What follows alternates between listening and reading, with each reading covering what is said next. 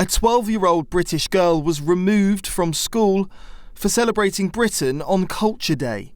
All children at the Bilton School in Rugby had been invited to take part in the school's Culture Day, where a variety of cultural activities would be taking place to promote inclusion, understanding and appreciation of backgrounds, traditions and heritages, according to a letter sent to parents of the school. Pupils were invited to wear traditional cultural dress instead of school uniform as an opportunity to proudly represent their heritage. So Stuart Field's daughter came to school wearing the Union Jack in the form of a dress, but the schoolgirl was removed and Dad was called to pick her up. He claimed she was told Culture Day is not for her as she gets to celebrate being British every day.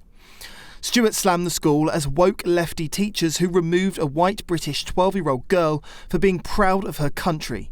She had been denied the opportunity to share her Culture Day speech, which her dad later shared online. She'd written, "Today I want to talk about my culture, British culture, and why it's important to me. In Britain, we have lots of traditions, including drinking tea, our love for talking about the weather, and we have the royal family. We have amazing history like kings and queens, castles, and writers like Shakespeare. It's also modern, diverse, and always changing, with music, fashion, and food from all around the world blending into daily life. And let's not forget fish and chips. It's also the way we speak, our humour, our values of fairness and politeness, and the mix of old traditions and new ideas. But sometimes at school we only hear about other cultures, which is great because learning about different countries is interesting and important. But it can feel like being British doesn't count as a culture just because it's the majority. I think culture should be for everyone, not just for people from other cultures or backgrounds. Being British is still a culture and it matters too. It's part of who I am. So let's celebrate all cultures, whether they come from far away or right here at home. Thank you." The story sparked fury online, and Tory MP Andrew Griffith said the girl should have received a gold star rather than punishment. Briefly then, I want to ask you about this story that came about a young girl, 12-year-old girl. It was their sort of culture day, and she came in a Union Jack dress. However, she was removed. She wasn't allowed to do that. They weren't happy with that. Have you heard of that story? I've seen a little bit of it on your excellent reporting, and if someone turns up in patriotic clothes to their school, they should get a gold star rather than be penalised. It's not the job of teachers, education authorities, local government, tin pot dictators to do anything that denigrates pride in our country. We seem to have lost sight of that somewhere along the way, and without knowing the full details of this individual case, people should absolutely be able to fly our national flag, celebrate our national colours, and celebrate the wonderful British history. Andrew Griffith is the Shadow Business and Trade Secretary. Good talking to you today. Thank you very much indeed for answering all those questions. Thank you. Thank you. Our panel thought it is precisely British culture that should be taught to children in Britain. She's wearing a Union Jack dress and a Union Jack hat, and she looks a bit like Jerry Halliwell did in the Spice Girls. Yeah.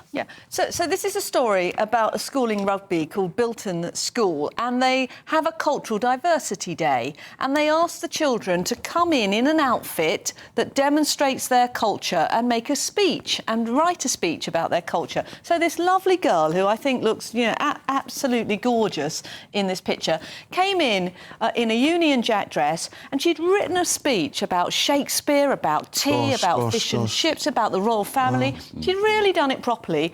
And quite inventive then. Very inventive. And, having had 3 children, these days are a big deal, and a lot of preparation goes into them and finding the right outfit. And what's the school's response? The school's response is to say, no, that's not the sort of culture we want in our school. And apparently she was actually removed. What culture? That's their own culture, the culture of the country. Exactly. She wanted to celebrate our own culture. I mean, this is what we should be teaching our children.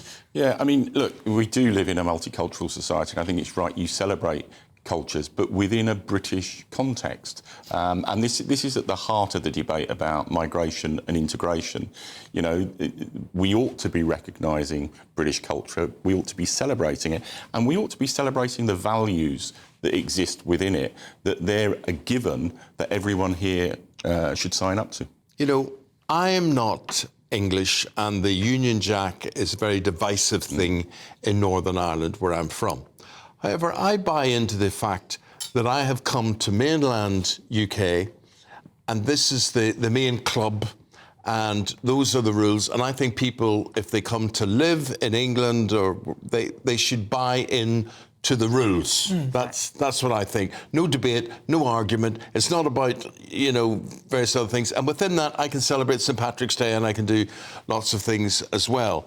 But this just seems awful that they're reflecting different cultures in their school, but won't reflect a culture like this, which is their own. And also when you've told the children to actually write a speech about celebrating your culture and your heritage, and a 12-year-old has made that effort. What message? What's the child's reaction or father's reaction? What do we know? How they responded to this? Or? Well, I mean, I think he was very disappointed. He certainly doesn't look happy in this picture. I mean, to be fair to the school, they have subsequently apologised. And what they should actually allow this girl to give her speech. To make her presentation. Make a presentation to the full assembly and celebrate, you know, her hard work. Well, as somebody I know very well said to me that her child, during that culture day, St. George's Day it was actually, and their primary school was opposite a big school called St. George's as well, and they weren't allowed to talk about English and St. George and all that sort of thing. And they made the school made the kids celebrate and recognise Spanish Day that particular day. So I don't know, what is the issue? What is the problem? Get over it. Schools have been under hot water in recent years for enforcing woke ideology. Just last year, GB News revealed children at one school in South London had been punished for refusing to use non-binary pronouns for their teacher.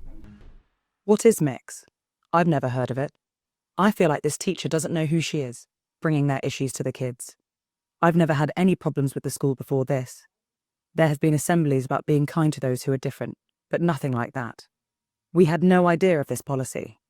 Where does that leave us as parents? I don't want to teach my child that. The school told me I have to move with the times, but what happened to knowing who you are? She doesn't know who she is. They're saying this is their policy and we have to respect what the teacher wants, but I don't want to teach my child that. My child is allowed back into lessons now, but the school is saying the teacher must be addressed as mix. I told them no, that is not happening. My child is really anxious. They think they're going to be bullied. My child is not going back in that class. I regret sending them to that school.